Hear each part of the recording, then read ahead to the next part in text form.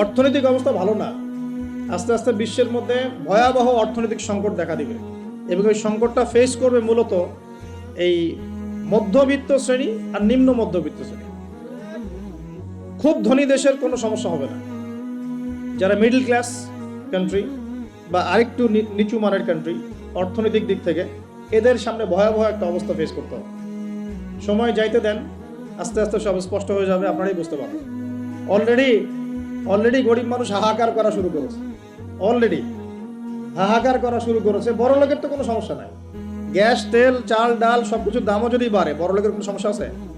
আমার তো কোনো সমস্যা নাই, আমি তো খেতে পারতেছি, কোনো না কোনোভাবে খেতে পারতেছি।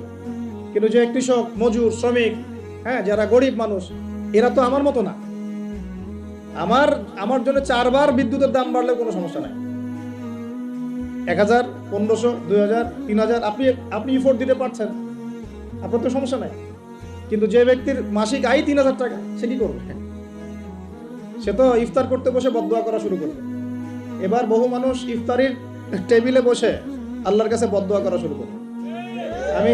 এটা আমি অনেকদিন আগে বলেছি, কারণ এটা বলেছি বৈশ্বিক অর্থনৈতিক সংকটের কারণে। পুরো বিশ্বে একটা ইকোনমিক সংকট চলছে। এখন এই কথাগুলো যেগুলো বলছে, এগুলোর সাথে কিন্তু আমাদের ইসলামিক সমাজ ব্যবস্থা জড়িত আছে। আমরা এদিকে আসতেছি। প্রথমে বোঝেন যে এটাও শিরকি একটা সিস্টেম চলতেছে। আর বিশ্বে যে শিরকটা চলতেছে বড়, সেটা আরো ভয়াবহ। সেটা কি? বিশ্বের যারা মোরল, যারা এখন বিশ্ব চালায়, তারা বলতেছে এক কথায় যে ধর্মের কোনো দরকার নাই বিশ্বে ধর্মের কোনো দরকার নাই, ধর্মগ্রন্থেরও দরকার নাই, ধর্মীয় বিধানেরও দরকার নাই। এই বিশ্ব চালাবো আমরা, বিশ্বের বিধান রচনা করব আমরা, বিশ্বকে পরিচালনা করার মূলনীতি বানাবো আমরা, বিশ্বের মানুষকে চালাবো আমরা নাউজুবিল্লাহ বলছি ঠিকই, বিশ্ব চলছে এইভাবে। এখানে আল্লাহর আসমানি কিতাব, কোরআন, হাদিস, শরিয়া, ইসলামী সমাজ, এগুলো বুরানগুলো চলে। কেউ টাইম দেয় না। তাহলে মুখে মুখে বকধার্মিকতা দেখায়। জুমার দিনে সে নামাজ পড়ে, ঈদের নামাজ পড়তে আসে, তারাবির নামাজ পড়তে আসে, দাড়ি রাখছে, পাগড়ি পড়ছে, এটা বকধার্মিকতা। আগে ভিতর ঠিক করতে হবে। তো ভিতরটা কি? ভিতরটা হচ্ছে তাবারাকাল্লাযী বিয়াদিহিল মুলক। সূরা মুলকের 1 নম্বর আয়াতে কি বলছেন আল্লাহ পাক? তাবারাকাল্লাযী বিয়াদিহিল মুলক, বরকতময় সেই আল্লাহ। এই আল্লাহ পাক মহাবিশ্ব সৃষ্টি করেন নাই? এই মহাবিশ্ব কে সৃষ্টি করছে? এই পুরো মহাবিশ্বে পৃথিবীর মতো কোটি কোটি কোটি কোটি গ্রহ আছে না? আছে কি নাই? এই পুরো মহাবিশ্বে কার হুকুম চলে? ওই পুরো মহাবিশ্বে কি জিবরাইল আলাইহিস সালামের হুকুম চলে? আল্লাহর কোনো ফেরেশতার হুকুম চলে? কোনো নবীর হুকুম চলে? তাহলে কোনো মানুষের হুকুম চলার কোনো প্রশ্ন ওঠে? পুরো মহাবিশ্বের কোটি কোটি গ্যালাক্সি, কোটি কোটি গ্রহ নক্ষত্রে আল্লাহর হুকুম চলে। সূর্য পর্যন্ত ডোবার পরে আল্লাহর কাছে পারমিশন নেয়, আল্লাহ আগামীকাল উঠবো, আল্লাহ বলেন ওঠো, তাহলে উঠবে। একদিন আল্লাহ বলবেন না, ওঠার দরকার নাই, সূর্য তখন উল্টা দিক থেকে উঠবে, পশ্চিম দিক থেকে। ওই দিন কিয়ামত হয়ে যাবে। যেদিন কিয়ামত হবে, ওইটা হচ্ছে আল্লাহ পাকের ক্রোধের বহিঃপ্রকাশ, মানে রাগ থাকে না, যে ধৈর্য ধরতে ধরতে ধরতে ধরতে এক সময় যখন আপনি আর পারতেছেন না, তখন একটা হাইপার হয়ে যান না মাঝে মাঝে, তখন মনে হয় আশপাশে যা আছে ভেঙে চুরে একাকার করে বলেন। ওই যে পৃথিবীর নিচে যে আগ্নেয়গিরিগুলো আছে, শক্তি সঞ্চার করতে করতে করতে করতে এক পর্যায়ে বিস্ফোরিত হয়ে যায়, তখন আর পৃথিবীবাসীর তো কোনো হুঁশ, তখন আর উপায় থাকে না। তো এরকম কিয়ামতের দিনটা হচ্ছে আল্লাহ পাকের ক্রোধের বহিঃপ্রকাশ। মানে এক হুকুমেই পুরো মহাবিশ্বের সব গ্রহ ধ্বংস হয়ে যায়, এক হুকুমে। তাই পুরো মহাবিশ্বে আল্লাহ ছাড়া কারো হুকুম চলে? আল্লাহ সেটাই বলছেন, তাবারাকাল্লাযী বিয়াদিহিল মুলক, বরকতময় সেই আল্লাহ যার হাতে সমস্ত ক্ষমতা। যার হাতে কি ভাই? মুলক মানে কি? রাজত্ব। এখনকার তোমরা যারা পলিটিক্যাল সায়েন্স পড়াও, তোমাদের বা আপনাদেরকে বলছে, রাজত্ব মানে কি? রাজত্বের ইংরেজি প্রতিশব্দ কি? সভরেন্টি। মানে বলেন, সভরেন্টি মানে কি? সার্বভৌমত্ব। মানে কি? সার্বভৌমত্ব। আল্লাহ পাক বলছেন মহাবিশ্বের সার্বভৌমত্ব আমার হাতে। কার হাতে? মহাবিশ্বের সার্বভৌমত্ব কার হাতে? সভরেন্টি কার হাতে? দুনিয়াতে এই সভরেন্টি, সার্বভৌমত্ব মানুষের হাতে। বুঝেন নাই? এই দুনিয়াতে সভরেন্টি, মুলক, সার্বভৌমত্ব এখন আল্লাহর হাতে নাই, মানুষের হাতে। মানুষ যা মনে করে তাই চালায়। এখন আল্লাহ পাকের বিধান, আল্লাহ রাসূল এগুলো বাদ। তো এটা হচ্ছে সবচেয়ে বড় শিরক সারা বিশ্বের। এটা সারা বিশ্বের সবচেয়ে বড় পর্যায়ে শিরক। তো শিরকে ডুবে আছি আমরা, এটাকে বোঝেন। আমি তো বলছি না যে এখন এই প্রবলেমস গুলোকে রাতারাতি সলভ করা যাবে, এমনটা তো বলছি না। বলছি পুরো ওয়ার্ল্ডে এরকম শিরকি একটা সিস্টেম প্রতিটা ক্ষেত্রে চলছে। কিভাবে সলভ করবেন সেটা পরের বিষয়, আগে তো বুঝতে হবে কোথায় আছে বিশ্ব এখন। তো আমরা দেখলাম যে বড় বড় সেক্টর যেগুলো একটা বিশ্বের, ধর্ম, সংস্কৃতি, অর্থনীতি, জিওপলিটিক্স এবং পরিবার তো আছেই, পাশাপাশি আমাদের এই আরেকটা কি ওয়ার্ল্ড অ্যাফেয়ার্স, এই প্রতিটা ক্ষেত্রে আল্লাহ পাকের তাওহীদকে পাশ কাটিয়ে মানুষের মন গড়া বিধান দিয়ে চালানো হচ্ছে কিনা, হচ্ছে কিনা বুঝতে পারছেন না মনে কথা। সুদ কি মানুষের বিধান না আল্লাহর বিধান? বলেন, আরো খোলামেলা বলি, সুদ কি মানুষের বিধান না আল্লাহর বিধান? মদ মদ কি মানুষের বিধান না আল্লাহর বিধান? মদ খাওয়া যাবে? মদ খাওয়া যাবে? বেপরদায় চলা যাবে, এটা কি মানুষের বিধান না আল্লাহর বিধান? পুরো বিশ্বের যত বৈশ্বিক অ্যাফেয়ার্স আছে এটা মানুষ নিয়ন্ত্রণ করবে, আল্লাহর বিধানের দরকার নাই। এটা কি আল্লাহর বিধান না মানুষের কথা? তো সারা বিশ্বে এই কুফুরি চলতেছে না, চলছে কি না? এখন এই বিশ্বটা বোঝেন, তারপরে আপনি এই আয়াতটা বোঝেন। আল্লাহ পাক বলছেন, এখন আমি মুহাম্মদ সাল্লাল্লাহু আলাইহি ওয়াসাল্লামের কাছে এমন কিতাব দিয়েছি যে কিতাবে এই সব সমস্যার সমাধান আছে। সুবহানাল্লাহ, সমস্যাগুলো তো বুঝতে পারলেন। আল্লাহ পাক বলছেন, হে মুহাম্মদ বলেন সাল্লাল্লাহু আলাইহি ওয়াসাল্লাম, আমি তোমার কাছে এমন একটা কিতাব দিয়েছি যে কিতাবের মধ্যে প্রতিটা বিষয়কে আমি ব্যাখ্যা করেছি, সমাধান দিয়েছি। এটা হেদায়েত, এটা রহমত, এটা বুশরা, সুসংবাদ তাদের জন্য যারা আমার সামনে আত্মসমর্পণ করবে। যারা করবে না ওদের জন্য সুসংবাদ নাই। আর এই কিতাবের ব্যাখ্যা আছে। এই কিতাব একাই আপনাকে পথ দেখাবে না, হাদিসের প্রয়োজন আছে। এটা আমরা পেলাম সূরা নজম আয়াত নাম্বার 3-4 এবং সূরা হাশর আয়াত নাম্বার 7। যে রাসূল সাল্লাল্লাহু আলাইহি ওয়াসাল্লাম নিজের মন গড়া কোনো কথা বলতেন না, তিনি সেটাই বলতেন যে আল্লাহ ওহী করতেন। আর আল্লাহর রাসূলের আদেশগুলো আমরা পাচ্ছি হাদিসে, নিষেধগুলো পাচ্ছি হাদিসে। সো কোরআন এবং হাদিস এই দুটোকে মিলে আল্লাহ পাকের এখন ওহী নাজিল হচ্ছে। কোথায় নাজিল হচ্ছে? আইয়ামে জাহিলিয়াত। কোথায় ভাই? এই কিতাব কোথায় নাজিল হয়েছে? বাংলাদেশে, পাকিস্তানে, সিরিয়ায়? কোন যুগে নাজিল হয়েছে? ওই ব্যাবিলনের যুগে, নাকি চাইনিজ সভ্যতার যুগে, নাকি রাশিয়ার বলশেভিক ওই বিপ্লব ওইসব যুগে? কোন যুগে নাজিল হয়েছে? আবু জেহেলের যুগে। কোন যুগে ভাই? আবু জেহেলের নাম শুনেছেন তো? আবু জেহেলের যুগটাকে আমরা বলি আইয়ামে জাহিলিয়াতের যুগ। আবু জেহেল ছিল ওই যুগের নেতা। দারুন নাদওয়া ছিল তার পার্লামেন্ট। তার পার্লামেন্টের নাম কি? দারুন নাদওয়া। সেখানে আবু জেহেল, আবু লাহাব, উতবা, শাইবা, রাবিয়া এরা সব বসে বসে বুদ্ধি পাকাইতো আর কি করতে হবে কি করতে হবে না। বাই দ্য ওয়ে, এই আবু জেহেল, আবু লাহাবরা কিন্তু আল্লাহকে বিশ্বাস করতো। আল্লাহ বলে যে এখন আছে এবং আল্লাহর কাছে যে ফিরে যেতে হবে এটাও তারা বিশ্বাস করতো কিছু কিছু ক্ষেত্রে। কিন্তু আল্লাহ পাকের কোনো বিধান তারা মানতো না। আল্লাহ পাকে পাওয়ার জন্য মাধ্যম পূজা করত। তারা কিন্তু 360টা মূর্তির পূজা এই কারণে করতো না, যে তারা আল্লাহকে বিশ্বাস করে না এমন নয় বিষয়টা। তারা আল্লাহকে বিশ্বাস করত, আল্লাহকে পাওয়ার মাধ্যম হিসেবে তারা এগুলোর পূজা করত। সূরা জুমার পরে, সূরা জুমারের 1, 2, 3 আয়াত পরে দেখেন আবু জেহেলদের কথা আল্লাহ বলেছেন। তারা বলতো, মা না'বুদুহুম, আমরা এই লাত উজ্জা মানাতের উপাসনা এই কারণে করি, শুধু এই কারণে করি, লিয়ুকাররিবুনা ইলাল্লাহি যুলফা, যে এই লাত উজ্জা মানাত হবল এই যে মূর্তিগুলো, এগুলো আমাদেরকে আল্লাহ পর্যন্ত পৌঁছে দিবে, এই কারণে করতো। ওরা কিন্তু আল্লাহকে অস্বীকার করতো না। এমনকি বদর যুদ্ধে যাওয়ার সময়ও আবু জেহেল কিন্তু কাবা ঘরে দোয়া করে গেছে। তারা কিন্তু হজ ওমরাও করতো, বিকৃত হজ ওমরা করতো। তো এটা মনে করবেন না যে আবু জেহেলরা আল্লাহকে বিশ্বাস করতো না। এবার আবু জেহেলকে চিনতে পারছেন? আবু জেহেল কেমন ব্যক্তি? যে আল্লাহকে বিশ্বাস করে ঠিকই, কিন্তু আল্লাহ পাকের কোনো বিধান মানতে চায় না। তো এখন এই 90 আবু জেহেলরা আমাদের সমাজে আছে কি নাই বলেন? আমি কি মিলাইতে পারতেছি? আমি আমার চেষ্টা করছি আপনাদেরকে সহজ করে বোঝানোর জন্য, কিন্তু পারছি কিনা জানি না। অনেক সময় হয় কি যে নিজেরা অনেক কিছু বুঝি কিন্তু বোঝাতে পারি না। বোঝাতে পারাটাও একটা আল্লাহ পাকের রহমত। মানে কাউকে বোঝাতে পারানোটা কিন্তু আল্লাহ পাকের রহমত। অনেক সময় দেখবেন আপনি বুঝতে পারছেন অনেক কিছু, কিন্তু মানুষকে বোঝাতে পারছেন না। তা আমি চেষ্টা করছি বোঝানোর জন্য, আমি কতটুকু পারছি আমি জানি না। এই যে আবু জেহেলকে চিনতে পারলেন? আবু জেহেল এমন একজন বুদ্ধিজীবী মানুষ, খুব বুদ্ধি তার, কারণ তার নাম হচ্ছে আবুল হাকাম। কি নাম? আবুল হাকাম, আবু জাহেলের নাম আবু জাহেল না, আবু জাহেলের নাম আবুল হাকাম, মানে জ্ঞানের পিতা।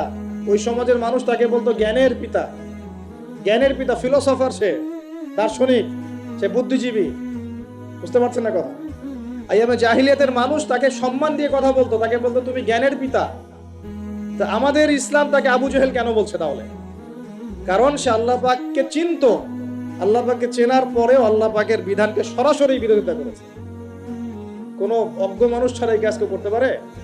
তা এখন বলেন, এরকম মানুষ সমাজে আছে কি নাই? এই নব্য আবু জাহেলরা আছে না নাই? আছে রে ভাই, আছে, আছে না? এরকম মানুষও পৃথিবীতে সমাজে আছে। তো এখন বলেন, আবু জেহেলদের যুগে আল্লাহ পাক কুরআন হাদিস নাজিল করলেন কেন? কি প্রয়োজন ছিল? উত্তর, আবু জেহেলদের যুগের মধ্যে বর্তমান সময়ের মতো শিরক ছিল। কি ছিল ভাই? আবু জেহেলদের যুগে বর্তমান সময়ের মতো সুদ ছিল, সুদ। আবু জেহেলদের যুগে বর্তমান সময়ের মতো মাদক ছিল। আবু জেহেলদের যুগে বর্তমান সময়ের মতো মেয়েদের প্রতি এই বর্বর আচরণ ছিল, মানে নারীর অবমাননা ছিল। বরং আমি বলি, আমি খোলামেলাই বলি, আবু জেহেলের যুগ থেকে এই যুগে নারীর অবমাননা আরো বেশি। আবু জেহেলের যুগে মেয়েরা এরকম ছেলেদের পোশাক পরে ঘুরে নাই। আবু জেহেলের যুগে ঘরে ঘরে পরকিয়া ছিল না।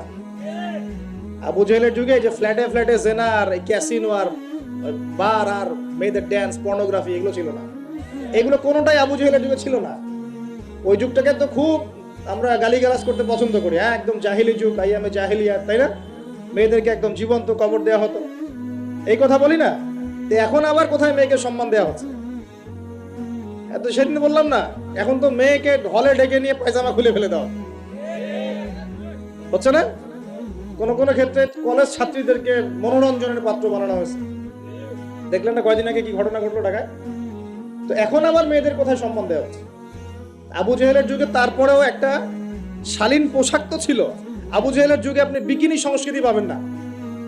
আবু জেহেলের যুগে বিকিনি সংস্কৃতি ছিল না, এখন বিকিনি সংস্কৃতি আছে, আছে না? এই যে আপনারা তো লন্ডন লন্ডন করেন খুব, ওখানে কি দেখে আসেন? কি দেখে আসেন? ওখান থেকে দেখে এসে এখানে কোটি কোটি টাকার বাড়ি বানাচ্ছেন, 1 কোটি 2 কোটি 3 কোটি, 1 বছর পর ভেঙে আবার নতুন করে করেন, তাই না? এমনও তো কিছু মানুষ আছে আপনাদের সমাজে, আমি জানি। শোনেন, তাব্বাত ইয়াদা হাবিব ওয়া তাব, সূরাটা পড়েছেন? আবু লাহাবের 2 হাত ধ্বংস হোক। আবু লাহাবের পাপ ছিল অন্য, সে নবী সাল্লাল্লাহু আলাইহি ওয়াসাল্লামের সাথে কটূক্তি করত, বিরোধিতা করত। কিন্তু আবু লাহাব সম্পর্কে আল্লাহ পাক কি বলছেন? মা আগনা আনহু মালুহু ওয়া মা কাসাব। আবু লাহাবের মাল সম্পদ এবং যা সে অর্জন করেছে এই দুনিয়াতে, এগুলো তাকে জাহান্নামের আগুন থেকে বাঁচাতে পারবে। এই বিশাল প্রপার্টি আপনাকে জাহান্নামের আগুন থেকে বাঁচাতে পারবে না যদি এই প্রপার্টির হক আদায় না করেন। এই রিজিকের হক যদি ঠিকঠাক আদায় না করেন, যাকাত না দেন, দরিদ্রের হক না দেন, মিসকিনের হক না দেন, আত্মীয়র হক না দেন, প্রতিবেশীর হক না দেন, ইসলামের আল্লাহ ফি সাবিলিল্লাহ দান সদকা না করেন, এই বিশাল প্রপার্টি আপনাকে কিয়ামতের মাঠে বাঁচাতে পারবে। মা আগনা আনহু মালুহু ওয়া মা কাসাব সায়াসলা নারান যাতা লাহাবিন ওয়া ইমরাআতুহু হাম্মালাতাল হাতাব ফি জিদিহা হাবলুম মিন মাসাদ। সূরাগুলো পড়বেন। কোরআন তো শুধুমাত্র তাবিজ করার জন্য কোরআন নাজিল করা হয়নি। তাবিজ করার জন্য কোরআন নাজিল করা হয়েছে নাকি? কোরআনের আয়াত ছিঁড়ে ছিঁড়ে এখন মাদুরের মধ্যে ঢুকিয়ে গলায় ঝুলে রাখার জন্য কোরআন নাজিল হয়েছে? বলেন তো। কোরআনের আয়াত একটা ছিঁড়ে এভাবে আমি র্যাপিং করে গলার মধ্যে ঢুকায় রেখে দিলাম, বাস কোরআনের হক আদায় হয়ে গেল। ডক্টর আপনাকে একটা প্রেসক্রিপশন দিয়েছেন, মনে করেন তোমার কোভিড হয়েছে, তোমাকে এখন এই প্রেসক্রিপশন অনুযায়ী চলতে হবে। আর প্রেসক্রিপশনটা আমি যদি এখন এমন করে ভাঁজ করে সুন্দর করে মাদুরির মধ্যে ঢুকায়, ওষুধ খাওয়ার দরকার নাই, ভাঁজ করে ঢুকায় বাস রেখে দিলাম, রোগ ভালো হবে না? রোগ ভালো হবে?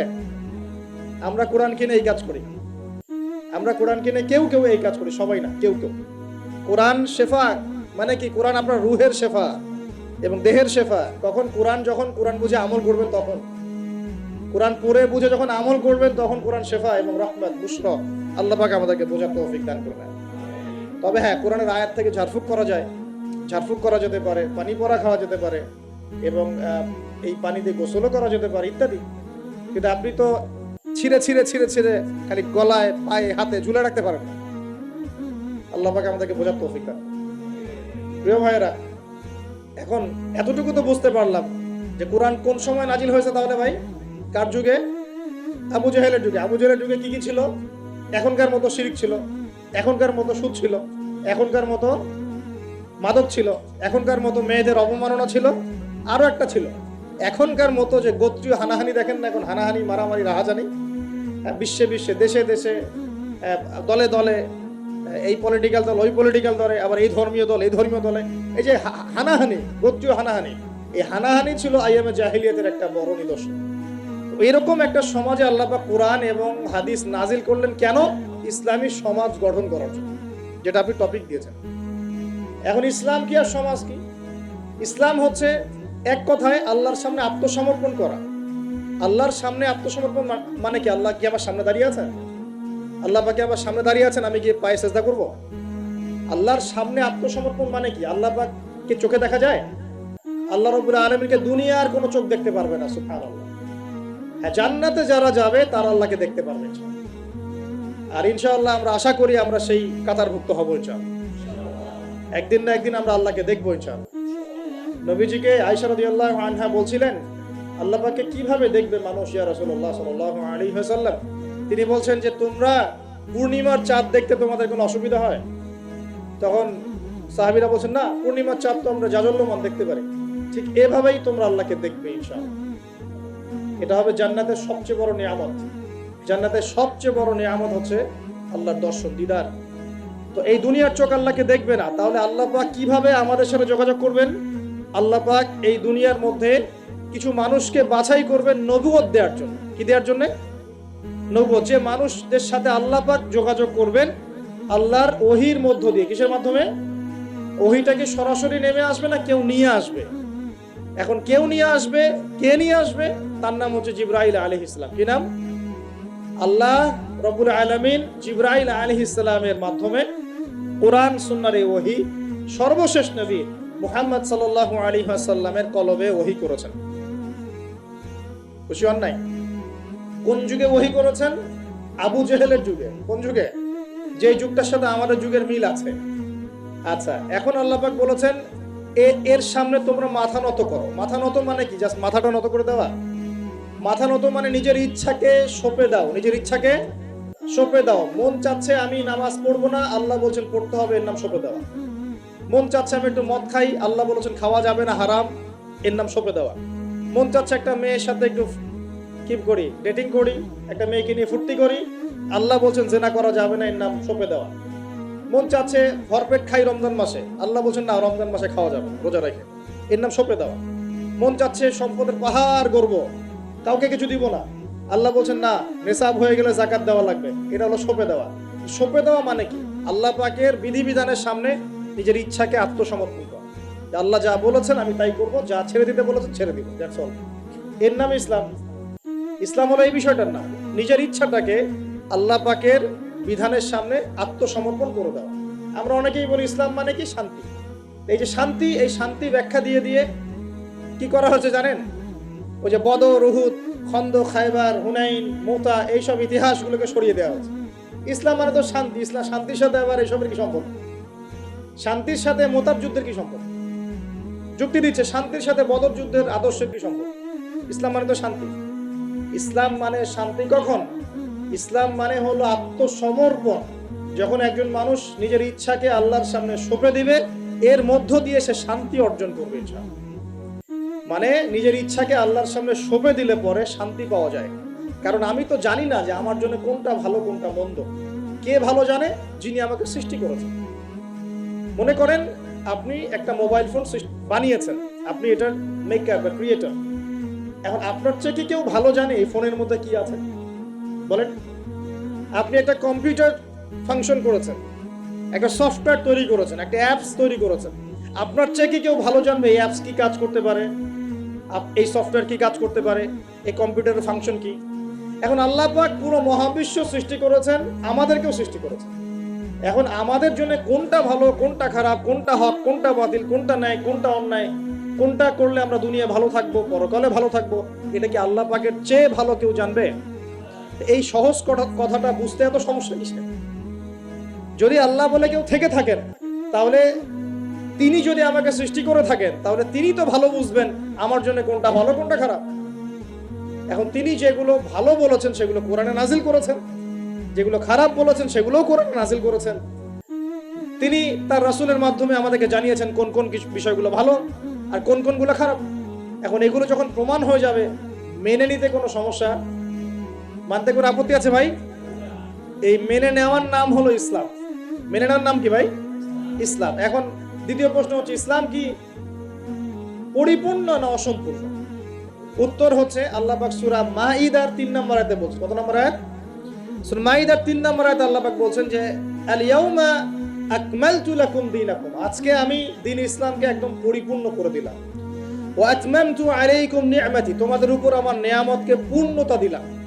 ওয়া রাদিতু লাকুমুল ইসলাম দীনান, তোমাদের উপরে দ্বীন ইসলামকে মনোনীত করে আমি আল্লাহ সন্তুষ্ট হয়ে গেলাম। তাহলে এই আয়াত থেকে কি বোঝা গেল? ইসলাম পরিপূর্ণ না অসম্পূর্ণ? পরিপূর্ণ মানে আমরা কি বুঝি? কিছু অংশ আছে কিছু নাই, কিছু কিছু হেদায়েত আছে কিছু কিছু নাই, কিছু কিছু বিষয়ের সমাধান আছে কিছু কিছু নাই, নাকি জগতের সমস্ত বিষয়ের সমাধান আছে? এই কথাটাই আগে হজম করতে হবে যে কোরআন সুন্নাহ ভিত্তিক এই ইসলামের মধ্যে পৃথিবীর সমস্ত সমস্যার সমাধান আছে। এর সামনে আত্মসমর্পণ করলে পরে আপনি হবেন মুসলিম, তার আগে হবেন না। আমার কথা কি বোঝাতে পারছি? এরপরে আপনি মুসলিম হবেন। এখন যদি কেউ অস্বীকার করে সে কি হবে? যদি কেউ পুরোপুরি অস্বীকার করে, না কোরআন সুন্নাহ সবকিছু নাই, আমি মানি না, তাহলে হবে সে কাফের। কি হবে? কাফের। কেউ যদি এগুলোর সাথে আল্লাহকে অংশীদার সাব্যস্ত করে সে কি হবে? সে হবে মুশরিক। কেউ যদি বলে আমি, বলে না, মনে মনে অস্বীকার করে কিন্তু মুখে মুখে বলে হ্যাঁ মানি, এমন মানুষ নাই? মুখে মুখে বলে হ্যাঁ মানি মানি মানি সবই মানি, আর মনে মনে অস্বীকার করে, ইসলামের বিরুদ্ধে কাজ করে ভিতরে ভিতরে। এই মানুষগুলোকে কি বলা হয়? মুনাফিক।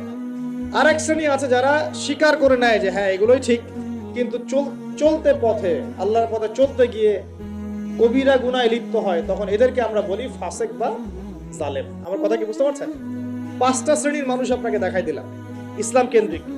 কেউ শিরিক করে হচ্ছে মুশরিক, কেউ অস্বীকার করে হচ্ছে কাফের, কেউ মুখে স্বীকার করছে মনে স্বীকার করছে না, হচ্ছে মুনাফিক।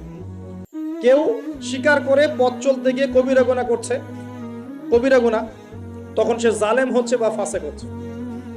আর কেউ পরিপূর্ণরূপে আত্মসমর্পণ করে আমলে প্রমাণ করে সে মুমিন মুসলিম হচ্ছে। আল্লাহ পাক আমাদেরকে এই মুমিন মুসলিম হওয়ার তৌফিক দান করুন। এখন এই হলো ইসলাম। ইসলামের সমাজ কি? ইসলাম কি শুধু ব্যক্তি জীবনে পালন করারই ধর্ম বা জীবন? আচ্ছা, ধর্ম না জীবন ব্যবস্থা, এটাও তো জানতে হবে নাকি? ধর্ম আর জীবন ব্যবস্থার মধ্যে পার্থক্য কি? আল্লাহ পাক ইসলামকে কি বলেছেন? দ্বীন আল ইসলাম। দ্বীন কি বলেছেন? দ্বীন। দ্বীন শব্দটা কি? আল্লাহ পাক বলছেন ইন্না দ্বীনা ইনদাল্লাহিল ইসলাম। সূরা আলে ইমরান আয়াত নাম্বার 19। সূরা আলে ইমরান আয়াত নাম্বার 19 আল্লাহ পাক বলছেন ইন্না দ্বীনা ইনদাল্লাহিল ইসলাম। আল্লাহর কাছে ইসলাম কি? একমাত্র দ্বীন। আরবি শব্দটা বলেন, দ্বীন। কবরে প্রশ্ন কি করা হবে? মা দীনুকা, মা দীনুকা। প্রথমে মান রব্বুক, তারপরে মা দীনুকা। তাহলে ধর্ম বা ইসলাম এটাকে কি শব্দে ব্যবহার করা হচ্ছে কোরআনে? দ্বীন। এই দ্বীন শব্দের মানে কি আমি আপনাকে শর্ট করে বুঝাই দিচ্ছি। কোরআনে দ্বীন শব্দ আসছে 2 রকম। কয় রকম? 2 রকম। একই বানান, একদম একই বানানেই 2 রকম দ্বীন শব্দ আছে। একটা হচ্ছে মালিকি ইয়াউমিদ্দিন, পড়ে না সূরা ফাতিহায়, মালিকি ইয়াউমিদ্দিন। এই যে এখানে দ্বীন, এই দ্বীন শব্দের যে বানান আর ইন্না দ্বীনা ইনদাল্লাহিল ইসলাম, এই দ্বীনের যে বানান একদমই সেম। আবার আমপারা অন্য সূরা আছে ওয়া মা আদরাকা মা ইয়াউমুদ্দিন সুম্মা মা আদরাকা মা ইয়াউমুদ্দিন। এই যে দ্বীন শব্দ, এগুলোর বানান কিন্তু সেম। পার্থক্য কোথায়? এই দ্বীনের 2টো অর্থ হয়। কয়টা অর্থ ভাই? একটা অর্থ হচ্ছে মালিকি ইয়াউমিদ্দিন বলতে আল্লাহ পাক বোঝান কিয়ামত দিবস। কিয়ামত দিবস মানে যেদিন আমাদের বিচার করা হবে, এই দিবসটাকে বোঝাতে আল্লাহ পাক দ্বীন শব্দ ইউজ করেছেন। আবার এই রিলিজিয়ন ইসলামকে বোঝাতেও দ্বীন শব্দ ইউজ করেছেন। এখানে দ্বীন শব্দ হলো জীবন ব্যবস্থা। জীবন কি ভাই? ব্যবস্থা। এখন জীবন ব্যবস্থা মানে কি? জীবন ব্যবস্থা মানে কি যে জীবনের কিছু অংশের হেদায়েত পাওয়া যাচ্ছে, বাকি অংশে পাওয়া যাচ্ছে না, বিষয়টা কি এমন? নাকি জীবন ব্যবস্থা মানে জীবনের প্রতিটা ক্ষেত্রে সমাধান আছে এমন? বলেন, উত্তর দেন। আল্লাহ পাক বলছেন, ওয়ামা ইয়াবতাগি গায়রাল ইসলামি দীনান ফালা ইউকবালা মিন, কেউ যদি ইসলাম ছাড়া অন্য কোনো জীবন ব্যবস্থা তালাশ করে তার কাছ থেকে কিছুই কবুল করা হবে না। আল্লাহ আবার বলছেন যে আল ইয়াউমা আকমালতু লাকুম দীনাকুম, এই দিনটাকে আমি কামিল করেছি, পরিপূর্ণ করেছি। আল্লাহ পাক নিজেই বলছেন এই দিন আমার কাছে গ্রহণযোগ্য।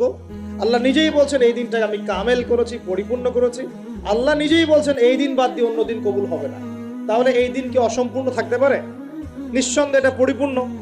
আর পরিপূর্ণ মানে কি? ওই যে প্রথম একটা আয়াত তেলাওয়াত করেছিলাম, সূরা নাহল আয়াত নাম্বার 89, আল্লাহ বলেছেন তিবিয়ানান লিকুল্লি শাই, কোরআন সুন্নাহয় আমি সব ব্যাখ্যা করেছি। আরো একটা দলিল দিয়ে দিই, সূরা কাহফ আয়াত নাম্বার 54। কত নম্বর আয়াত ভাই? এগুলো বাসায় গিয়ে চেক করে দেখেন, বাসায় গিয়ে একটু পড়াশোনা করেন, না হলে শুধু শুনবেন এক কান দিয়ে বেরো যাওয়ার কেন। আর রেফারেন্স চেক করে যদি দেখেন সব ঠিক আছে, তখন মেনে নেওয়ার চেষ্টা করেন। আমি আগে বলছি না যে মানার দরকার আছে, আমি এখন বলছি মানার দরকার নাই। বাসায় গিয়ে আগে চেক করবেন, যদি দেখেন হ্যাঁ সব কথা ঠিক আছে, তারপরে মানার চেষ্টা করেন। আল্লাহ পাক তৌফিক দান করুন। এখন আসেন, আল্লাহ সূরা কাহফের 54 নম্বর আয়াতে বলছেন যে ওয়ালাকাদ সাররাফনা ফি হাযাল কুরআন লিন-নাসি মিন কুল্লি মাসাল, আমি এই কোরআনে মানব জাতির জন্য প্রতিটা বিষয়কে ব্যাখ্যা করেছি। এবার আরো স্পষ্ট হয়ে গেল, ইসলাম, কোরআন এবং সুন্নাহয় এমন কোনো বিষয় নাই যা নাই। এই হলো পরিপূর্ণ জীবন ব্যবস্থা। জীবন ব্যবস্থার কয়টা দিক থাকে? সহজ করে বলছি 6টা দিক। কয়টা দিক? জীবন ব্যবস্থা মানে আপনার ধর্মীয় জীবন আছে। ধর্মীয় জীবন কি একটু বোঝেন এখানে? ধর্মীয় জীবন মানে এখানে আপনি নামাজ, রোজা, হজ, যাকাত, তাসবিহ, তাহলিল, জিকির, আজগার, এই কাজগুলো করেন। এগুলো আপনার ধর্মীয় কাজ, ঠিক আছে? আচ্ছা, একটা জীবন হলো আপনার পারিবারিক জীবন। পারিবারিক জীবনে আপনার বিয়ে, শাদী, সন্তান প্রতিপালন, স্ত্রীদের হক আদায়, মা বাবা, ভাই বোন ইত্যাদি, এই যে পুরো একটা পরিবার বন্ড, এই যে সিলাতুর রাহিম, আত্মীয়তার রক্তের সম্পর্ক, এটা আপনি রক্ষা করেন। এটা হলো আপনার পারিবারিক লাইফ। 2 নাম্বার। 3 নাম্বার হচ্ছে আপনার একটা সাংস্কৃতিক জীবন আছে, মানে আপনি কি সংস্কৃতি ফলো করবেন, কোন কালচার ফলো করবেন, এটা একটা জীবন আছে। 4 নাম্বার হচ্ছে আপনার ইকোনমিক লাইফ, আপনার অর্থনৈতিক জীবন। এখানে আপনি ব্যবসা বাণিজ্য, চাকরি বাকরি, মুআমালাত, এই বিষয়গুলো করবেন। 5 নাম্বার আপনার পলিটিক্যাল লাইফ, যেখানে আপনি আল্লাহ পাকের খলিফার দায়িত্ব পালন করবেন। আর 6 নাম্বার হচ্ছে গ্লোবাল অ্যাফেয়ার্স, মানে আপনি পুরো ওয়ার্ল্ডকে ডিল করবেন কিভাবে, যদি আপনি রাষ্ট্রের প্রধান হন বা আপনার রাষ্ট্রের দায়িত্ব থাকে। তো এই 6টা বিষয়কে নিয়ে মোটামুটি ভাবে আমাদের এই জীবন। এর বাইরে কি জীবনে কোনো ক্ষেত্র আছে নাকি? বলে বুঝেন নাই মনে হয়? ধর্ম আমাদের জীবন না, অর্থনীতি আমাদের জীবন না, পরিবার আমাদের জীবন না, আমাদের সংস্কৃতি, আমাদের রাজনীতি, সমাজ এবং বিশ্ব, এর বাইরে কিছু আছে নাকি? এই হলো দুনিয়া। এর বাইরে পরকাল আছে। এর বাইরে কি? পরকাল। ওই পরকালে তো মুক্তির জন্যই কোরআন, সুন্নাহ এবং ইসলাম, নাকি? এটা তো আমাদের গন্তব্য। দুনিয়ার প্রতিটা সমাধানও ইসলামে পাচ্ছি। এখন তাহলে বুঝতে পারলাম ইসলামী সমাজ মানে কি। ইসলামী সমাজ মানে যে সমাজে শুধুমাত্র কোরআন এবং সুন্নাহ চলে, অন্য কিছু চলে না। কথা কি ক্লিয়ার হচ্ছে না? বুঝাতে পারছি না? আচ্ছা, একটু নড়াচড়া কম করেন। আমরা খুব লম্বা আলোচনা করবো না ইনশাআল্লাহ, একটু ধৈর্য ধরেন। সমাজ ব্যবস্থা বুঝাতে পারলাম কি ভাই? সমাজ ব্যবস্থা কি? ইসলামী সমাজ ব্যবস্থা কি? মানে যে সমাজের মধ্যে আল্লাহর ওহী, কোরআন এবং সুন্নাহ, আল্লাহ পাকের বিধান চলে, বাইরে কিছু চলে না। এর বাইরে কি চলতে পারে? এর বাইরে যদি এমন কিছু চলে, লিসেন ভেরি কেয়ারফুলি, এর বাইরে যদি এমন কিছু চলে যেটার সাথে কোরআন সুন্নাহর সংঘর্ষ হচ্ছে, তাহলে সেটাকে ধরে একদম ছুঁড়ে ফেলে দিতে হবে। কথা বুঝতে পারছেন? সমাজে ইসলামী সমাজ আমরা বুঝলাম, ইসলামী সমাজ মানে যেখানে কোরআন সুন্নাহ ভিত্তিক, আল্লাহ পাকের ওহীর ভিত্তিক সমাজ চলে। এখন এই সমাজে যদি কোরআন সুন্নাহর সাথে সাংঘর্ষিক কিছু চলে, এটাকে ধরে তুলে ছুঁড়ে ফেলে দিতে হবে। এর নাম ইসলাম। এর সাথে আমরা আপোষ করতে পারবো না। আর যদি দেখা যায় সমাজে কিছু জিনিস চলছে যেগুলোর সাথে ইসলামের সাংঘর্ষিকতা নাই, গান বাজনা সাংঘর্ষিকতা নাই, হ্যাঁ, গান বাজনার সাথে সাংঘর্ষিকতা নাই, বোঝাচ্ছি আমি মূলনীতি বলে সহজ করছি, উদাহরণ তো দিব ইনশাআল্লাহ। সমাজে এমন কিছু চলছে যেগুলোর সাথে ইসলামের সাংঘর্ষিকতা নাই, সেগুলো আমরা গ্রহণ করতে পারবো, কোনো সমস্যা নাই। পারবো কিনা? মনে করেন একটা সমাজের মানুষ, ট্রেডিশন আছে, এরা মেহমানদেরকে খুব আপ্যায়ন করায়, এমন আছে না অনেক সমাজ? আছে কি নাই? এই কাজটা কি কোরআন সুন্নাহর সাথে সাংঘর্ষিক? তাহলে আমরা সমাজের অংশটা রাখবো কেন? রাখবো না? একটা সমাজে আমরা দেখলাম যে মেয়েরা মাশাআল্লাহ পর্দা তো করেই, পাশাপাশি যখন তারা তাদের গৃহস্থলী কাজগুলো করে তখনও দেখা যায় যে একটা শালীন পোশাক পরে বাসায় কাজকর্ম করছে। এটা ওদের কালচার। আমরা এই কালচারটা রাখতে পারবো না? একটা সমাজে দেখা যাচ্ছে যে এতিমদের ব্যাপারে সমাজের লোকজন খুব সফট। এটা কি কোরআন সুন্নাহর সাথে সাংঘর্ষিক? না। আমরা কি রাখতে পারবো না?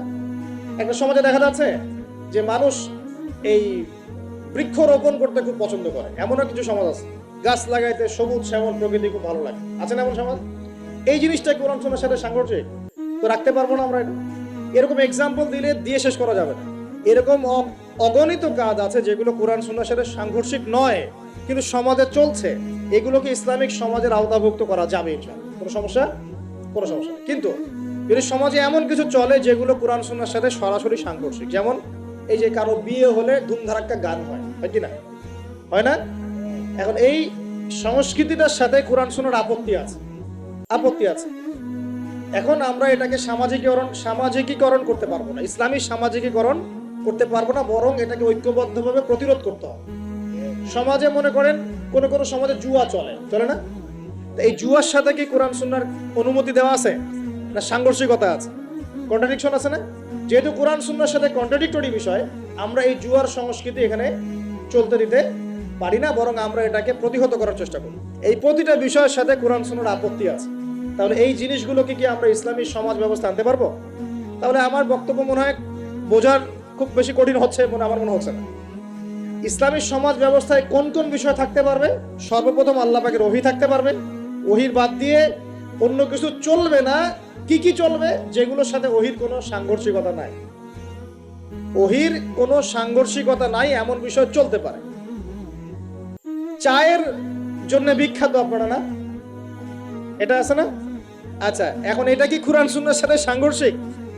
এটা একটা সংস্কৃতি। আপনাদের বাসায় গেলে আপনারা চা খাওয়ান এবং এটার সাথে আপনার সংস্কৃতি আছে, আগর আতরের আপনাদের বিজনেস আছে। এই জিনিসটা কি কোরআন সুন্নাহর সাথে সাংঘর্ষিক? বাংলাদেশের অন্য কোনো সমাজে কি আগর আতর এরকম ভাবে আছে? আপনাদের সমাজে আছে। এটা কিন্তু কোরআন সুন্নাহর সাথে সাংঘর্ষিক নয়। তাহলে আমি এটাকে অবশ্যই ইসলামাইজড করতে পারবো। চায়ের ব্যাপারটা আমি ইসলামাইজড করতে পারবো। কিন্তু যদি একটা সমাজে দেখেন, ঢাকার মতো কান্ট্রিতে শহরে গিয়ে দেখলেন মেয়েরা ছেলের পোশাক পরে ঘুরে বেড়াচ্ছে, তো এখন এই জিনিসটাকে কি আপনি ইসলামের আওতায় আনতে পারবেন? এই হলো ইসলামী সমাজ, মানে যেখানে আল্লাহর ওহী চলে, অন্য কিছু চলে না। হ্যাঁ, কি চলতে পারে?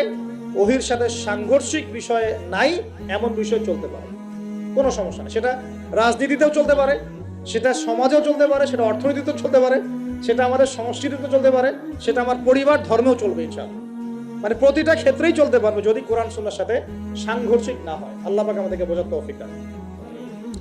এখানে কিন্তু প্রযুক্তি অন্তর্ভুক্ত হতে পারে।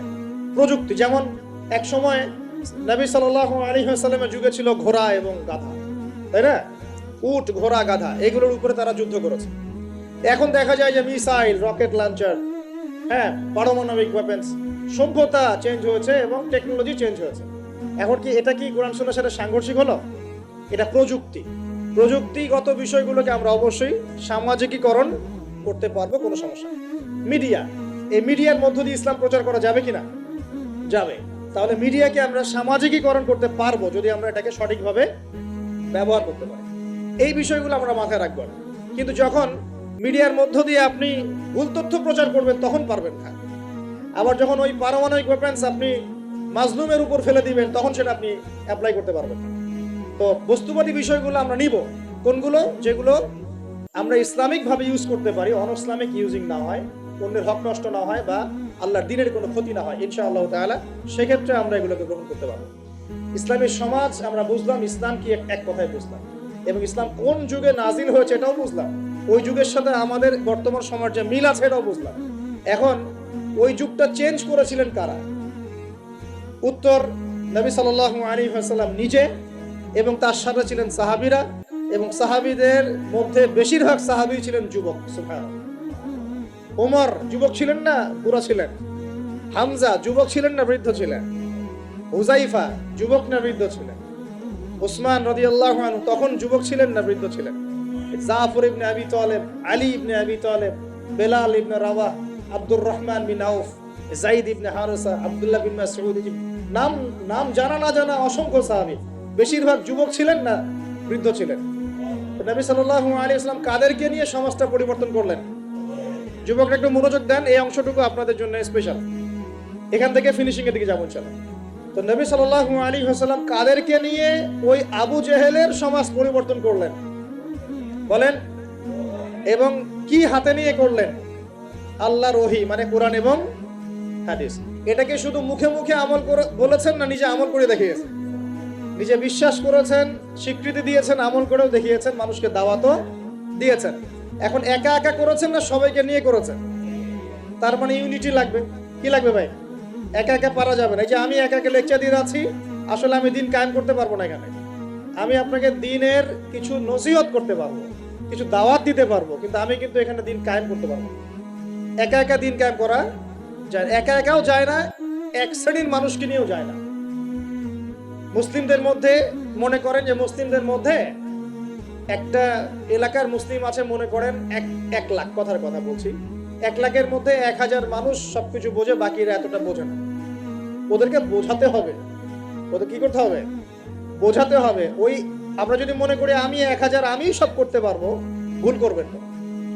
তখন কি হবে? জাহেলিয়াতের সংখ্যা গরিষ্ঠতার স্রোতে আমি হারিয়ে যাব। কথা বুঝতে পারছেন? নবী সাল্লাল্লাহু আলাইহি ওয়াসাল্লাম কিভাবে করেছেন? তার আগে আমি একটু প্রশ্ন করি, কত বছর লেগেছে তার সমাজ পরিবর্তন করতে? বলেন। 23 বছর। এটা মাশাআল্লাহ। 23 বছর পরে ওই মক্কায়, ওই আবু জেহেলের যুগেই, আবু জেহেলের সেই যুগ কি আর বাকি থাকলো? 23 বছর পর কি শিরক ছিল ওই যুগের মধ্যে? আর মক্কায় কোনো সুদ ছিল? মক্কায় কোনো মাদক, কোনো জেনা, ব্যভিচার, মেয়েদের শ্লীলতাহানি, ধর্ষণ, জেনা, হ্যাঁ, গুম খুন, তারপরে আপনার এই যে গোত্র হানাহানি, মারামারি, কোনোটা কি আর বাকি ছিল? মানে 23 বছরের সমাজ টোটাল নিট অ্যান্ড ক্লিয়ার, সাফ। কত বছর? 23 বছর। কিভাবে করলেন? প্রথমত তিনি ওহীর জ্ঞানের চর্চা করেছেন, নিজে আমল করেছেন, সাহাবীদেরকে শিখিয়েছেন, এবং সাহাবীরা সবাই মিলে দাওয়াতি কাজ করে একটা জনসমষ্টি তৈরি করেছেন। করেছেন কি না? প্রথমে কি নবী সাল্লাল্লাহু আলাইহি ওয়াসাল্লাম প্রকাশ্যে দাওয়াত দেওয়া শুরু করেছেন? না। প্রথম 3 বছর, কত বছর? তিনটা বছর নবী সাল্লাল্লাহু আলাইহি ওয়াসাল্লাম গোপনে মানুষকে দাওয়াত দিয়েছেন। কিভাবে ভাই? গোপনে, man to man, door to door. আমরা তো এখন খুব অধৈর্য জাতি। কি জাতি ভাই? অধৈর্য। 1 বছর ধরে যদি একটা কথা বলি, পরের বছর ওয়াজ করতে আসলে বলে হুজুর এই ওয়াজ তো গত বছর একবার শুনছি, দরকার অন্য নতুন ওয়াজ করে। এমন করে না মানুষ? নবী সাল্লাল্লাহু আলাইহি ওয়াসাল্লাম 3 বছর গোপনেই দাওয়াত দিয়েছেন। তিনটা বছর। কাদেরকে দাওয়াত দিয়েছেন? উত্তর, প্রথমত তার নিজের মানুষদেরকে, নিজের স্ত্রী, নিজের যায়েদ ইবনে হারেসা পালক পুত্র ছিলেন, নিজের চাচাতো ভাই জাফর ইবনে আবি তালেব, আলী ইবনে আবি তালেব, নিজের খুব কাছের মানুষ আবু বকর সিদ্দিক রাদিয়াল্লাহু আনহুর হাত ধরে, পরে উসমান বিন আফফান, আব্দুর রহমান বিন আউফ, তালহা বিন উবাইদুল্লাহ, জুবাইর বিন আওয়াম, আস্তে আস্তে ছড়িয়ে পড়ছে। তার মানে দাওয়াতি কাজ শুরু করতে হবে কোথা থেকে? আগে বলেন। আগে নিজে, তারপরে কে? নিজের কাছের মানুষ, নিজের পরিবার, নিজের বংশ, নিজের আত্মীয়। এই দাওয়াতি কাজ কি আমাদের করা শেষ? কারা কারা করা শেষ? হাত তোলেন দেখে। আগে শুরু করেন। আগে তো নিজেকে দিয়ে শুরু করতে হবে নাকি ভাই? নিজের পরিবারের সবাই নামাজি, নামাজের দাওয়াত দিচ্ছি কিনা? নামাজের দাওয়াতটুকু কি দিচ্ছি? নিজের পরিবারে কি পর্দা কায়েম করতে পারছি? নিজের পরিবারে কি তালিম চালু হচ্ছে? নিজের সন্তানরা কি কোরআন পড়ছে? নিজের পরিবারে কি সবাই রমজান মাসে রোজা রাখছে, হালাল খাচ্ছে? আগে নিজের পরিবার দিকে ফোকাস করেন। আল্লাহ পাক তৌফিক দান করুন। এরপর আল্লাহ ওহী নাযিল করেন, ওয়ানদির আশিরাতাকাল আকরাবিন। এবার তুমি কাকে সতর্ক করবে? তোমার কাছের আত্মীয় স্বজন, গোত্রের লোককে। তখন তিনি ওই যে পাহাড়ের উপর উঠে ডাকলেন, ইয়া মা'আশারাল কুরাইশ, ইয়া মা'আশারাল কুরাইশ, তোমরা সবাই আসো। এই বনু আদি, বনু তাইম, হ্যাঁ, বনু মখজুম, তারপরে যে বনু হাশিম, সব গোত্র জড়ো হলো। জড়ো করে তিনি সব গোত্রকে বলছেন যে আমি মুহাম্মদ সাল্লাল্লাহু আলাইহি ওয়াসাল্লাম, যদি আপনাদেরকে বলি এই পাহাড়ের পিছনে একটা সেনাবাহিনী অপেক্ষা করছে আপনাদেরকে আক্রমণ করবে, আপনারা কি আমার কথা বিশ্বাস করবেন?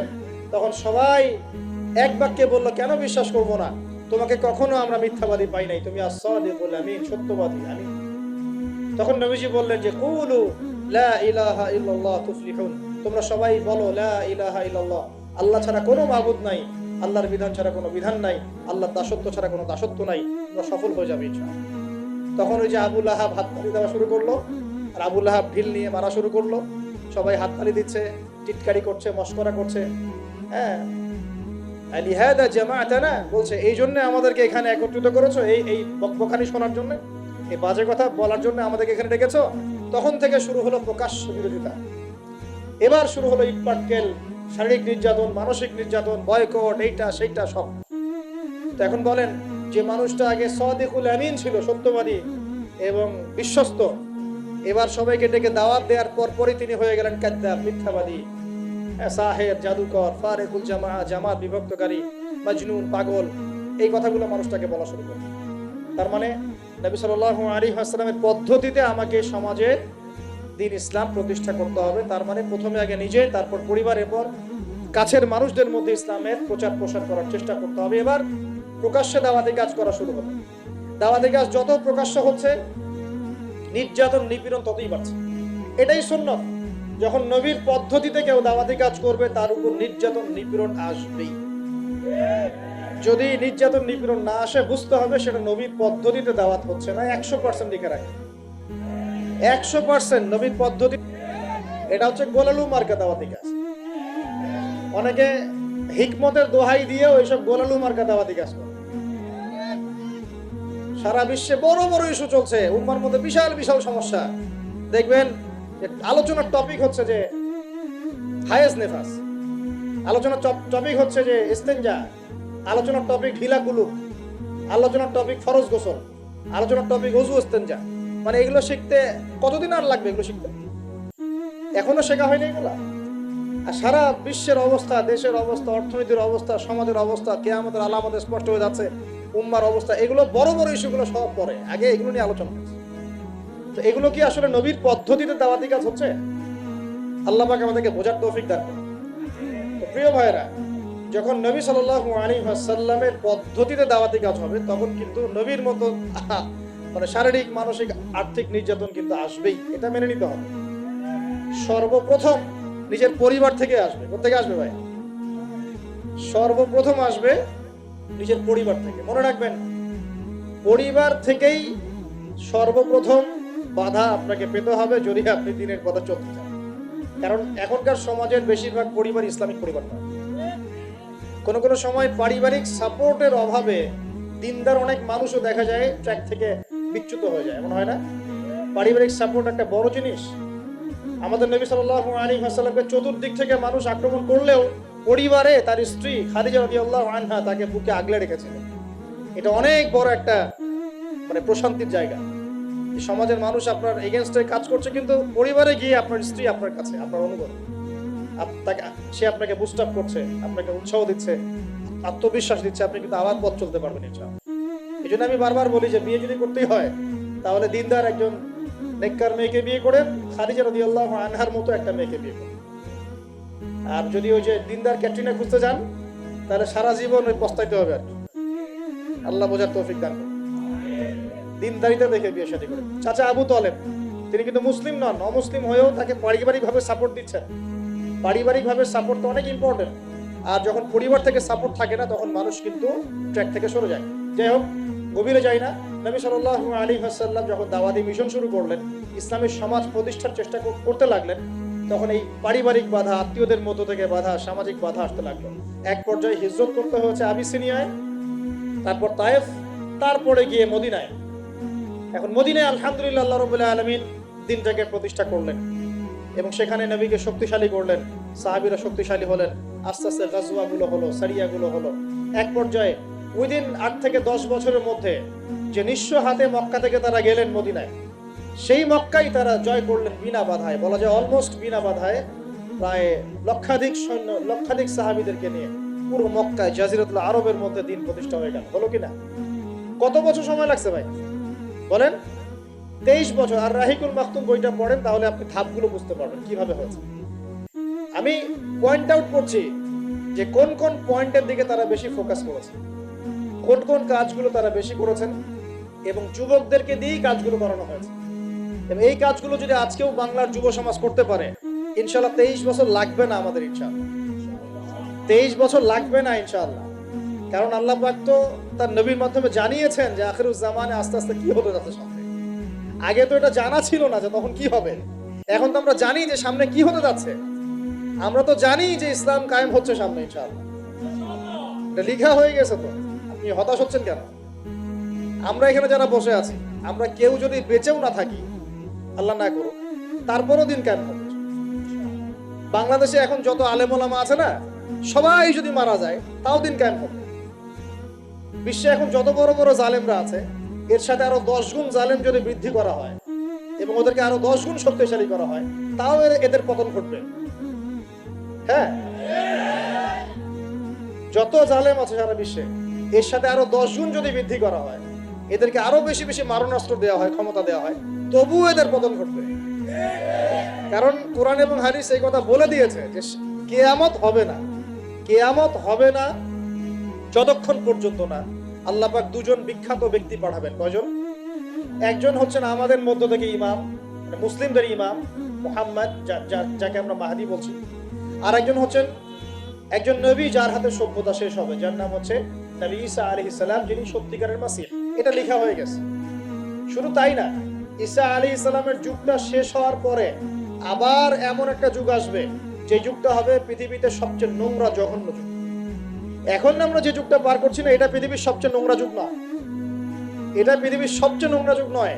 যে যুগে আপনি দেখছেন সবাই সুদ খায়, মোটামুটি সবাই এই যে ফ্রি মিক্সিং, পরকিয়া, হ্যাঁ, জেনা, গান বাজনা, নর্তকী চলছে না সারা সমাজ জুড়ে, মনে হচ্ছে এটাই মনে হয় সবচেয়ে খারাপ যুগ। তাই মনে হয় না অনেকে? এটা সবচেয়ে খারাপ যুগ নয়, যদিও এই যুগের মধ্যে হাজারটা খারাপই আছে। সবচেয়ে খারাপ যুগ আসবে ঈসা আলাইহিস সালামের 40 বছর শাসনের পরের যুগটা। ওই যুগে মানুষ রাস্তায় দাঁড়িয়ে জেনা করে, কুকুর শেয়ালরা যেমন করে করে, ঠিক ওইভাবে। এবং তাদের সামনে কিয়ামত হবে, পশ্চিম দিক থেকে সূর্য উঠবে। তো আমরা এতটুকু তো জানি, সামনে ইনশাআল্লাহ তাআলা ইসলামিক সমাজ প্রতিষ্ঠা হবে, এটা আল্লাহ লিখে দিয়েছে। আমরা বেঁচে থাকি না থাকি, কেউ এটা বলুক না বলুক, আলেম ওলামা আমাদের মধ্যে যারা আছেন থাক না থাক, হ্যাঁ, এখন যারা মুজাহিদ তারা থাক না থাক, এখন যারা জালেম তারা থাক না থাক, কি হোক না হোক এটা হবে ইনশাআল্লাহ। পৃথিবীতে ভূমিকম্প হোক আর জলোচ্ছ্বাস হোক আর পৃথিবী ধসে যায় আর আগুনের বৃষ্টি হোক আর পাথরের বর্ষণ হোক, যাই হোক না কেন, নবী ঈসা আলাইহিস সালামের হাতেই সভ্যতা শেষ হবে ইনশাআল্লাহ। অতএব ইসলামের সমাজ তো সামনে আসছে, বুঝতে পারলাম। এখন আমার পয়েন্ট, আমার মানে ফাইন্ড আউট করা পয়েন্টগুলো হচ্ছে এই কয়েকটা পয়েন্ট, 10টা পয়েন্ট বলছি। এক, নবী সাল্লাল্লাহু আলাইহি ওয়াসাল্লাম সাহাবীগণ, স্পেশালি যুবক সাহাবীগণ, সাহাবীদের মধ্যে বেশিরভাগই যুবক ছিলেন। যুবকরা আপনারা ভালো করে বোঝার চেষ্টা করেন, তারা ইসলামী সমাজ প্রতিষ্ঠার জন্য প্রথমত নিজের আগে জ্ঞান চর্চা করেছেন। কি করেছেন ভাই? নিজেরা আগে কোরআন হাদিসের জ্ঞান চর্চা করেছেন।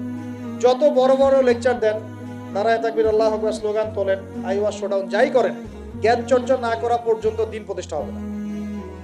জ্ঞান চর্চা করতে হবে। রাজি আছি ইনশাআল্লাহ ভাই? আমরা রাজি আছি তো ইনশাআল্লাহ, যে আমরা আল্লাহ পাকের কোরআন এবং নবীর সুন্নতের জ্ঞান অর্জন করবো ইনশাআল্লাহ। এবং জ্ঞান অর্জন একটা ধারাবাহিক প্রক্রিয়া, একদিন 2 দিন করে থেমে যাব না। আমরা প্রতিদিন একটু একটু একটু একটু করে আগাবো ইনশাআল্লাহ। একটা রুটিন ফিক্স করে নেবেন, ডেইলি 1 ঘন্টা করে আপনি পড়াশোনা করার চেষ্টা করবেন। আমি অনেক লেকচারে কিছু সিলেবাস বলেছি, আপনাকে কোরআন পড়তে হবে, আরবি ভাষা শিখতে হবে, হাদিসের কিতাবগুলো পড়বেন, ইতিহাস, ইসলামের ইতিহাস পড়বেন, ইসলামিক অর্থনীতির বইগুলো পড়বেন, বড় বড় রিনাউন্ড উলামায়ে কেরামদের বইগুলো পড়বেন, সিরাত পড়বেন, আকীদার বই পড়বেন, ফিকহের কিছু বই পড়বেন। মানে আপনার একটা ক্লাসিক্যাল পড়াশোনার ধারা থাকতে হবে। এবং এই পড়াশোনা একা একা করা যাবে না। কিছু বই আপনি একা হয়তো পড়তে পারবেন, কিন্তু অনেক কিতাব আছে যেগুলো আপনি একা পড়তে পারবেন না। আপনার বিজ্ঞ ওলামায়ে কেরামের সোহবত দরকার আছে। এটার দায়িত্ব আপনার, আপনি খুঁজে বের করবেন কার সোহবতে আপনি যেতে চান। আল্লাহ পাক আপনাকে তৌফিক দান করুন। প্রথম কথা জ্ঞান অর্জন। 2 নম্বর, দিন প্রতিষ্ঠা ইসলামী সমাজ ব্যবস্থার জন্য সাহাবীগণ নিজেরা আমল করিয়ে দেখেছেন, শুধু জ্ঞান অর্জনই করেন নাই। যে জ্ঞান অর্জন করেছিলেন সেটা আমল করে দেখিয়েছেন। যেমন উমর রাদিয়াল্লাহু আনহু বলতেন যে সূরা বাকারা হিফজ করতে আমার সময় লেগেছে 12 বছর। কত বছর? 12 বছর লেগেছে সূরা বাকারাটাকে আয়ত্ত করতে। কারণ সাহাবীরা যতক্ষণ পর্যন্ত 10টা আয়াত লেসন নিয়েছেন, 10টা আয়াতের উপর আমল না করা পর্যন্ত নতুন করে দার্স নিতেন না। বুঝতে পারছেন না? মনে করেন আপনি সূরা মাউন শিখেছেন, মাউন আর আইতাল্লাযী ইউকাযযিবু বিদ্দিন, এই সূরা আপনি শিখেছেন। সাহাবীদের সুন্নাত ছিল কি এই সূরাটার উপর তারা আমল না করা পর্যন্ত নতুন লেসন নিতেন না, এভাবে তারা আমল করতেন। আমরা কি এমন করে আমল করি? আমরা যত পারি আগে তথ্য ইনস্টল করতে থাকি। আমাদের জ্ঞান চর্চাটা হচ্ছে তথ্য ইনস্টল করার মতো। তথ্য ইনস্টল করাকে জ্ঞান চর্চা বলে না, এটাকে আমরা ওয়েল ট্রেন্ড বলতে পারি, ওয়েল এডুকেটেড বলতে পারি। সার্কাসের সিংহ বাঘ দেখেছেন না? লাঠি চাবুকের ভয়ে অনেক কাজ করে না? অনেক কুকুর দেখা যায় না যে ট্রেনিং প্রাপ্ত, যা কমান্ড করে সে ফলো করে না? এটা ওয়েল ট্রেন্ড বলা যায় না, এ কিন্তু ওয়েল এডুকেটেড না। আমাদের ক্রিটিক্যাল থিঙ্কার্স দরকার, মানে কোরআন সুন্নাহ পড়বে, আমল করবে এবং এটাকে নিয়ে গবেষণা করার চেষ্টা করবে। মানে আমাদের কোরআন সুন্নাহকে নিয়ে গবেষণার একটা প্রজন্ম দরকার, গবেষক প্রজন্ম, ক্রিটিক্যাল থিঙ্কার্স। আল্লাহ পাক আমাদেরকে এই তৌফিক লাভে ধন্য করুন বলে আমি। তো 2 নম্বর ইনিশিয়েটিভটা হচ্ছে অবশ্যই জ্ঞান অনুযায়ী আমল করতে হবে যদি ইসলামী সমাজ চাই আমরা। আল্লাহ পাক আমাদের সবাইকে তৌফিক দান করুন। সবার আগে আমাকে তৌফিক দান করুন বলি আমি। জ্ঞান অনুযায়ী আমল করার জন্য একটা সুন্নাত ফলো করলেই হবে, একজন ব্যক্তিকে জাস্ট ফলো করতে হবে। জীবনের প্রতিটা কাজ নবী সাল্লাল্লাহু আলাইহি ওয়াসাল্লামের সুন্নাহ মাফিক করলেই আপনি জানা অনুযায়ী আমল করে ফেলবেন ইনশাআল্লাহ। পারা যাবে ইনশাআল্লাহ। আজকে ঘুমানো থেকে শুরু করে দেন, জীবনের প্রতিটা কাজকে ঢেলে সাজান। কাপড় পরা, ঘুমানো, ঘুম থেকে ওঠা, হ্যাঁ, এমনকি বিছানা ঝাড়া, ইস্তেঞ্জা করা, আপনার ব্যবসা বাণিজ্য, শিক্ষা, এভরি সিঙ্গেল সেক্টর ঢেলে সাজানোর চেষ্টা করেন যে নবীর মতো হচ্ছে কিনা। যদি হয় আলহামদুলিল্লাহ, যদি না হয় তাহলে এখানে আপনার কিছু কাজ করার বাকি আছে। আল্লাহ পাক আমাদের সবাইকে নবী সাল্লাল্লাহু আলাইহি ওয়াসাল্লামের সুন্নাহ মাফিক জীবন গড়ার তৌফিক দান করুন। 3 নম্বর পয়েন্টটা হচ্ছে নবী সাল্লাল্লাহু আলাইহি ওয়াসাল্লাম সাহাবীগণ আদর্শ পরিবার গড়েছিলেন। কি করেছেন ভাই? কারণ পরিবার হচ্ছে একটা সমাজের গঠন একক। আপনি সমাজ নিয়ে কথা বলছেন, তাহলে আগে পরিবার ঠিক করতে হবে বা ঠিক করার চেষ্টা করতে হবে। আমি এটা জানি যে একটা পরিবারের সব সদস্য হয়তো নামাজি নাও হতে পারে। নূহ আলাইহিস সালামের স্ত্রী যখন ঈমান নিয়ে আসে নাই, লূত আলাইহিস সালামের স্ত্রী যখন ঈমান নিয়ে আসে নাই, আদম আলাইহিস সালামের সন্তান কাবিল যখন জাহান্নামে যাচ্ছে, আবার ফেরাউনের ঘর থেকে যেমন আসিয়া জান্নাতে যাচ্ছে, তার মানে পরিবারের সবাই যে একরকম হবে নট নেসেসারি। কিন্তু অ্যাজ এ মানে পরিবারের কর্তা, আপনি পরিবারের guardian, as a guardian of family, আপনাকে আপনার রেসপন্সিবিলিটি তো পালন করতে হবে নাকি? পরিবারের আপনার দায়িত্ব নাই? পর্দা প্রতিষ্ঠা করার দায়িত্ব কার? আপনার। আপনার স্ত্রী পর্দা করে না, এই দায়িত্ব কার? এই জিম্মাদারি কার? আপনার সন্তান যে নামাজ পড়ে না, এই রেসপন্সিবিলিটি কার? পরিবারে যে হারাম ঢুকতেছে রিজিকে, এই দায়িত্ব কার? আল্লাহ পাক আমি মনে হয় বুঝাতে পেরেছি। অতএব পারিবারিক ভাবে আল্লাহ পাক আমাদের সবাইকে যেন ইসলামটা ধরে রাখার তৌফিক দান করেন বলে আমি। 4 নাম্বার হচ্ছে নবী সাল্লাল্লাহু আলাইহি ওয়াসাল্লাম সাহাবীগণ দ্বীনের দাওয়াতি কাজ সবাই আমভাবে করেছে। এমন নয় যে নির্দিষ্ট কিছু সাহাবী দাওয়াতি কাজ করতেন, বাকিরা দাওয়াতি কাজ করতেন না, বিষয়টা কিন্তু এমন ছিল না। সবাই মিলেই দ্বীনের দাওয়াতি কাজ করতেন, যে কাজটা আমরা এখন করি না। কতজন ভাই আছেন যারা ডেইলি কমপক্ষে আধা ঘন্টা করে হলো দাওয়াতি কাজ করেন? হাত তুলে দেখেন।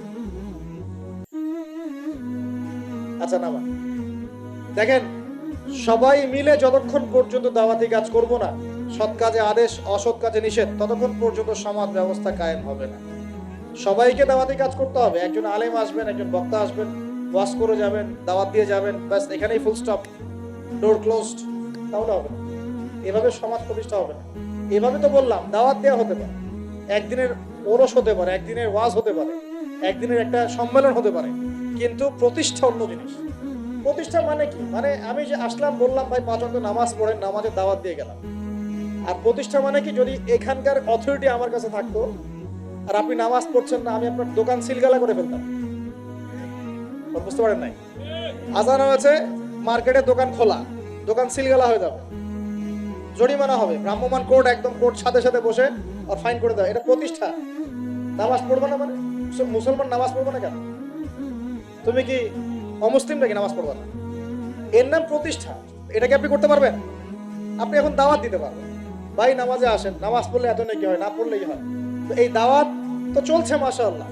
প্রতিষ্ঠা কখন হবে? যখন সবাই মিলে সমাজটা পরিবর্তন করবে, তখন গিয়ে প্রতিষ্ঠা হবে ইনশাআল্লাহ। সমাজে যারা নেতৃত্ব দেয় এরা কি আসমান থেকে টপকে পড়ে, না সমাজের ভিতর থেকে বের হয়? সমাজ যদি পরিবর্তন হয়, নেতৃত্ব এখান থেকেই বের হবে ইনশাআল্লাহ।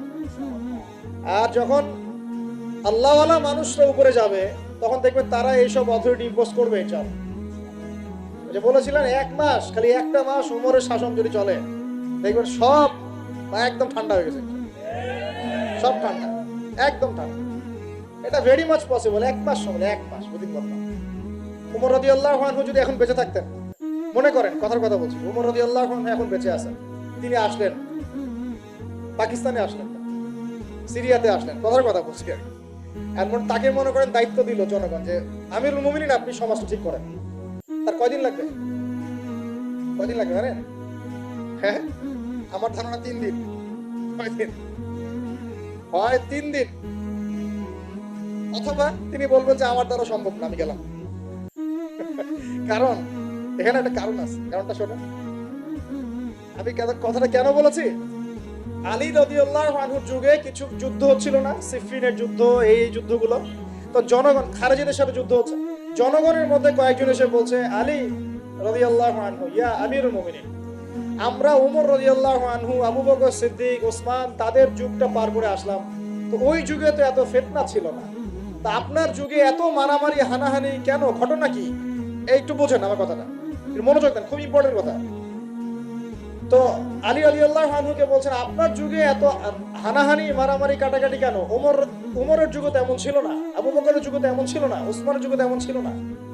তো আলী ইবনে আবি তালেব বিচক্ষণ মানুষদের মধ্যে অন্যতম একজন বিচক্ষণ মানুষ, তিনি বলছেন, উত্তর দিচ্ছেন, দেখেন কি বিচক্ষণতার উত্তর। তিনি বলছেন, শোনো, আবু বকর উমরের যুগে আবু বকর উমর ছিল শাসক আর আমরা ছিলাম জনগণ।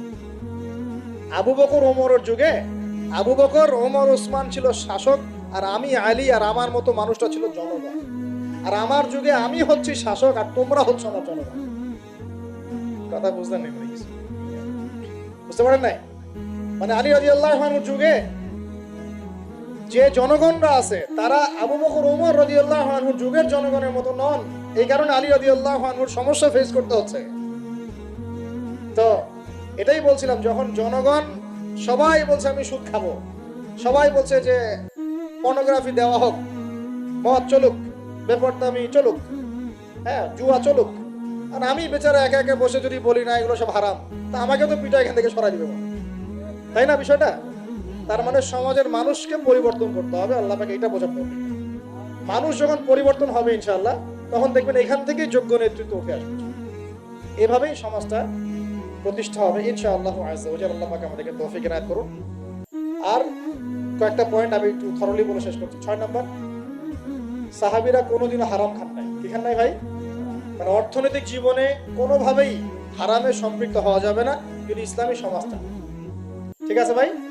7 নাম্বার, অনইসলামিক কোন সংস্কৃতির আশপাশেও যাওয়া যাবে না। ইসলামী সমাজ চান, অনইসলামিক সংস্কৃতি পরিপূর্ণভাবে বর্জন করতে হবে। আল্লাহ পাক তৌফিক দান। 8 নাম্বার, সমাজের একটা বড় অংশ হচ্ছে মেয়ে মানুষ। সমাজের একটা বড় অংশ কি?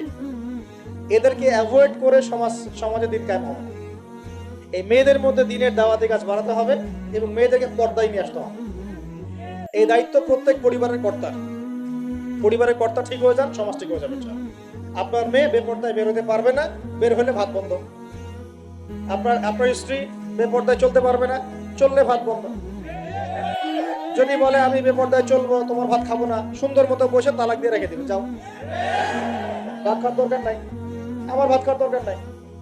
তোমার বেপর্দায় চলতে খুব ভালো লাগে, যাও চলো, সমস্যা কি? আপনি ঝগড়াঝাড়িতে যাবেন না, দাওয়াত দিবেন, নসিহত করবেন, ওয়াজ করবেন। যদি দেখেন বুঝাইতে বুঝাইতে বুঝাইতে বুঝাইতে কোনোই কাজ হচ্ছে না, ওই যে আসহাবুল কাহফের হেদায়েত আছে, ঠিক আছে বাবা তুমি তোমার রাস্তায় চলো, আমি আমার রাস্তায় আল্লাহর সাথে চললাম। ইব্রাহিম আলাইহিস সালাম কি বলছেন? ইন্নী যাহিবুন ইলা রাব্বি সায়াহদিন। মনের মধ্যে কত শূন্যতা দেখেন, তিনি বলছেন ইন্নী যাহিবুন ইলা রাব্বি সায়াহদিন। পরিবার তাড়িয়ে দিয়েছে, বাবা তাড়িয়ে দিয়েছে, সাথে কেউ নাই, কেউ নাই সাথে, একা। ইব্রাহিম আলাইহিস সালাম একা। আল্লাহ পাক বলছেন ইব্রাহিম একাই একটা উম্মত, ইব্রাহিম একাই একটা উম্মত। তিনি বলছেন আমি চললাম একাই আমার রবের পথে, তিনি আমাকে পথ দেখান। এত বড় কথা। এই জন্যই তো ইব্রাহিম আলাইহিস ইসলামের এত সম্মান। নবীগণের পিতা তিনি, সমস্ত নবীগণের দেখা যায় পিতা তিনি, আবুল আম্বিয়া বলা হয়। কত চমৎকার বালাগাত দেখেন, ইন্নী যাহিবুন ইলা রাব্বি সায়াহদিন, আমি একাই চললাম আমার রবের পথে, তিনি আমাকে পথ দেখান। পাশে কেউ নাই, ভেঙে পড়বেন, একাই চলবেন, কোনো সমস্যা নেই। তো এই যে বলছিলাম, পরিবারের লোক পরিবারে বোঝান, দাওয়াত দেন, সব ঠিক আছে। যদি দেখা যায় যে অনইসলামিক বিষয়ে চলতে ওদের খুব ভালো লাগে, ইসলামিক বিষয় মানতে খুবই আপত্তি, তখন আপনি আপনার রাস্তায় চলেন, তাকে তার রাস্তায় ছেড়ে দেন, ঝগড়া ছেড়ে দেবেন। জ্ঞান কেচালে যায় না, আমার তুই তোর রাস্তায় চল, আমি আমার রাস্তায় চল। তারপরে সন্তান, 9 নম্বর হচ্ছে আমাদের সমাজের একটা বড় অংশ হচ্ছে আমাদের এই যে ছোট ছোট বাচ্চা কাচ্চা সন্তান। আগামী প্রজন্মকে অবশ্যই ইসলামী শিক্ষায় শিক্ষিত করতে হবে, না হলে সমাজ কায়েম করা যাবে। এই দায়িত্ব এখন আপনাদের সবার। আমি শুরু পয়েন্টটা বলে গেলাম। আর সর্বশেষ 10 নম্বর পয়েন্টটা হচ্ছে এই যুব সমাজের চরিত্রটাকে পবিত্র রাখতে হবে। এটা এত গুরুত্ব দিয়ে কেন বললাম, কারণ যুবকরা হচ্ছে সমাজ পরিবর্তনের হাতিয়ার, এবং যুবকদের চরিত্র যদি একবার নষ্ট হয়ে যায়, পর্নোগ্রাফিতে আসক্ত হয়ে যায়, বা মাদকে আসক্ত হয়ে যায়, বা মেয়ের পিছনে যদি সময় নষ্ট করা শুরু করে, হ্যাঁ, এই যে গুন্ডাগার্দি করে, এই যে পাবজি টাবজি ফ্রি ফায়ার হাবিজাবি এগুলোর মধ্যে ঢুকে পড়ে, ও ওর লক্ষ্য থেকে বিচ্যুত হয়ে যায়। তখন এই সমাজটাকে দিয়ে আপনি আসলে কোনো কাজ নিতে পারবেন না। এই কারণে এদেরকে একটা আধ্যাত্মিক প্রশিক্ষণের মধ্যে নিয়ে আসতে হবে। নামাজ, তিলাওয়াত, জিকির, হ্যাঁ, আলেম ওলামার সহবত, ধারাবাহিকতা রক্ষা করা, প্রয়োজনে ভালো কিছু সামাজিক কাজের মধ্যে তাদেরকে নিয়োজিত রেখে তাদের এই যৌবনটাকে আল্লাহর পথে কাটিয়ে দেওয়ার প্রয়াস নেয়ার চেষ্টা করতে হবে। আল্লাহ পাক আমাদের সবাইকে এই তৌফিক দান করুন, আমিন। আর যুবক ভাইদেরকে বলবো যে চরিত্রই সবচেয়ে ইম্পর্টেন্ট জিনিস। আপনার এখন এই জীবনটার চরিত্র যদি নষ্ট হয়ে যায়, আপনি কোনো অবস্থাতেই